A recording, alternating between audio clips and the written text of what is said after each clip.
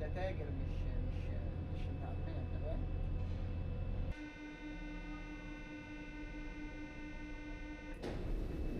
بس دلوقتي عشان السيستم تبع دايما بتيجي اسمها ايه؟ على اني عرفت السيستم من اربع فاهم. خلاص العيال كلهم كده يعني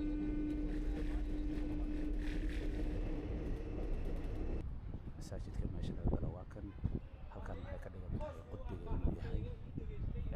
waa kaasa marka soo dhawaada maanta waxaan joogaa masaajid kamida masaajidada ugu weyn guud ahaan qaaradda Yurub gaar ahaan wadankan Faransiiska masaajidka waxaa la dhisay 1926 ujeedada loo dhisayna waxay ahayd dawladdii markaa jirtay ee Faransiiska ayaa waxay rabtay inay ay u mahad celiso dadkii muslimiinta ahaa ee u dagaalamay waqtigaas marka masaajidka wuxuu ahaa mahad celin loo mahad celinayo dadka muslimiinta markaa u dagaalamay khalad hayga fahmin wadanka Faransiiska dabcan wuxuu kamid yahay wadamada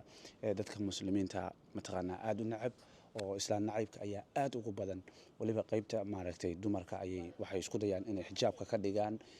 taas khalad ha ka fahmin laakiin sidaas oo ay tahay waxaa ka dhisan mid kamid ah masaajidada ugu waaweyn guud ahaan qaaradda Yurub wadankan Faransiiska ayuu ku yaalaa waana kan masaajidka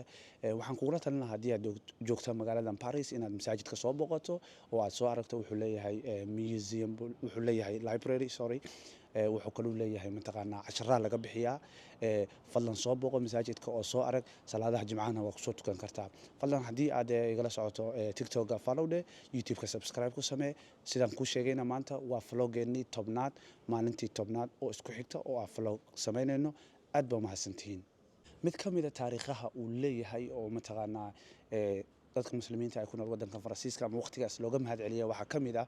waqtigii odaygii shaarbaha lahaa mataqaanaa wax weeyaan wadanka Jarmalka markii uu mataqaanaa dadka Yahuuda uu leynayay uu soo galay wadankan Faransiiska dadkii Yahuuda ahaa ee deganaa wadankan Faransiiska waxay imaadeen masaajidka oo waxay sheegteen inay yihiin dad muslimiin maadaama ninkaas uu markaas dadka muslimiinta uusan dilaynin qayb kamid ah waxa weeyaan waxa loo sameeyay shahaadooyin maaragtay inay muslimiin yihiin sababtoo ah dadka uu doonayay inuu marka dhibaateeyo kuma jirin dadka muslimiinta ah marka halkan ayay imaadeen oo masaajidka wuxuu u ahaa meel ay ku nabad galaan oo mataqaanaa ay yimaadaan waa markii Jarmalka uu soo galay wadankan Faransiiska taariikh runtii aad u badan uu leeyahay masaajidka marka waxaan kugula talin lahaa inaad timaado adiga oo aad soo aragto taariikhdiisa aad ku cibaadaysato marka aad baa mahadsantihiin dabcan masaajidka wuxuu leeyahay maadaama dad badan ay soo booqdaan oo ay ku jiraan dad muslimiina qayba aanan loo ogolayn oo mataqaanaa private hadda meeshan oo kale qofka islaana iyo maaragtay wax way u gali karaa marka cid walba isma gali karto dabcan qaybaha qaybtood